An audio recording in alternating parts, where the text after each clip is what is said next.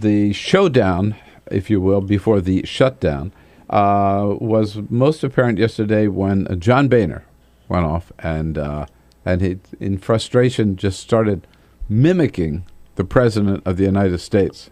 I talked to the President earlier tonight. I'm not going to negotiate.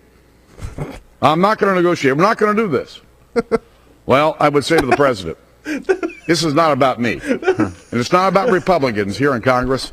It's about fairness for the American people. You know, that is such a boatload of crap. Fairness for the American people, right? Don't get me started. Is the Affordable Care Act was passed by Congress and the President signed it into law. It was upheld by the Supreme Court. It was upheld by the American people on November 2012. Deal with it, Boehner. You lost. That impersonation was a great these two teams just don't like each other moment. Yeah.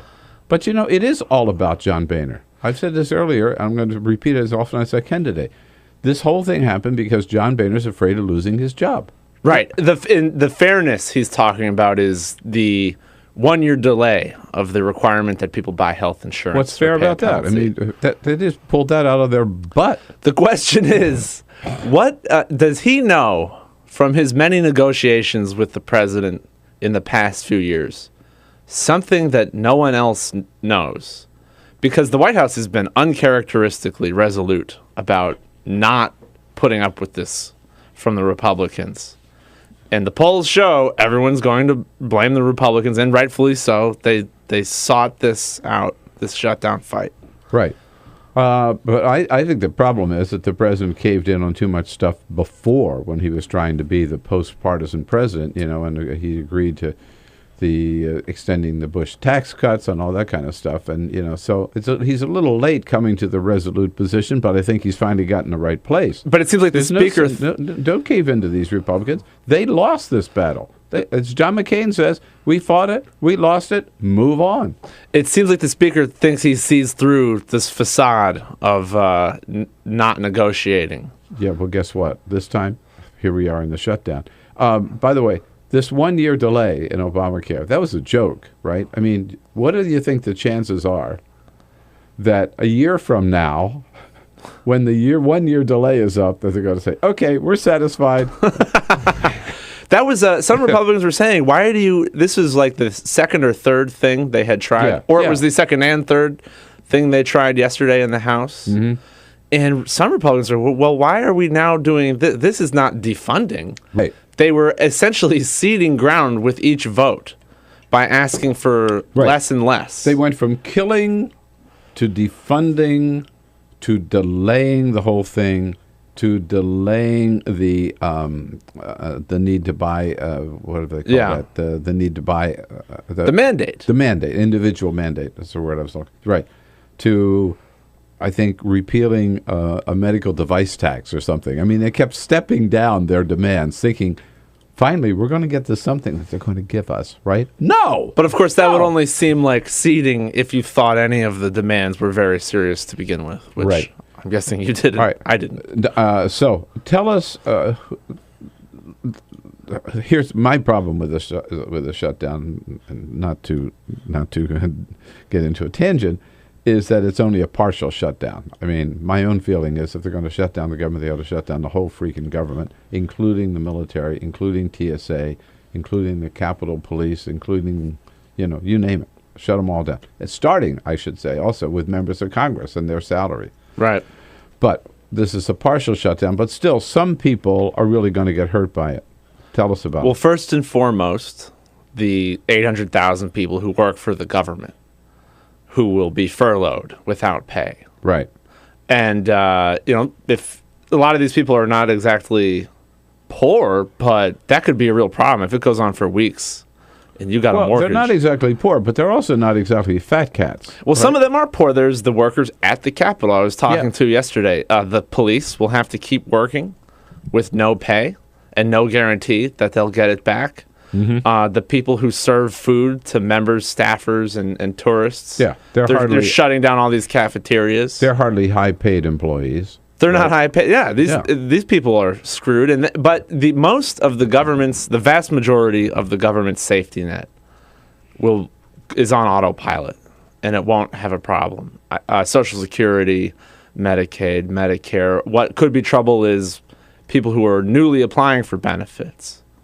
And the amount of trouble really depends on how long the shutdown lasts. But there are a few programs that actually will be hobbled almost right away, and one of them is the Women, Infants, and Children Supplemental Nutrition Program. And that affects... So this is called WIC. WIC. Right? WIC. And everyone should know what it is from their supermarket, where if you look at healthy food, there'll be a little sticker that says WIC. It's WIC approved.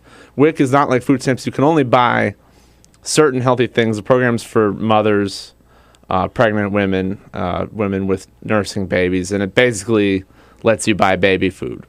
So 9 million people are beneficiaries of this program, and it's gonna go belly up pretty much right away. It depends on what your state is doing to cover the lapse. Some people might not be affected, but it's possible that you would just lose your WIC benefits. And this is in all 50 states, right?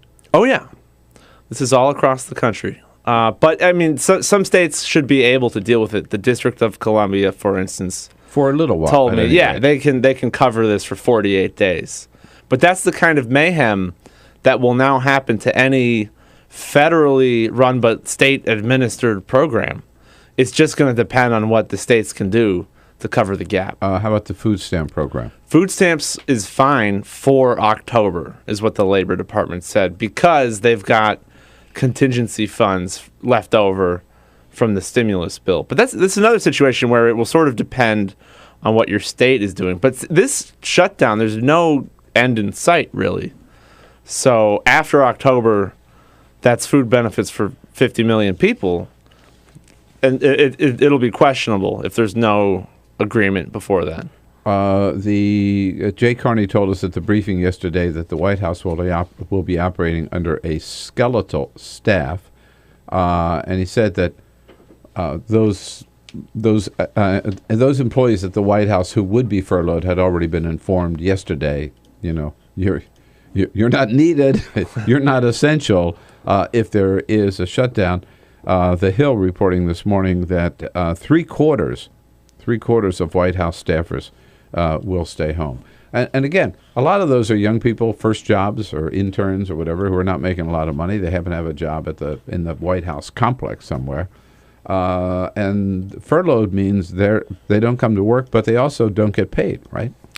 Of course. And a lot of these people had already been taking furlough days because of sequestration, which was the result of the previous standoff that amounted to 5% budget cut. So a lot of people have already taken like 11 or 14 furlough days. So this is a double whammy for them. It's making government employment not look so sweet. You know what has to happen? I said this yesterday. I just wish it would happen today.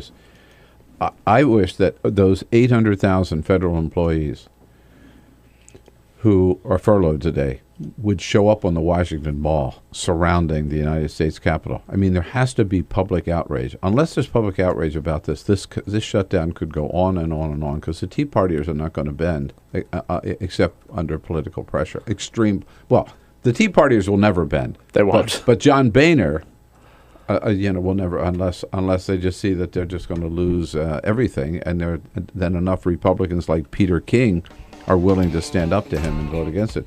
But the public's really got to be pissed off at this.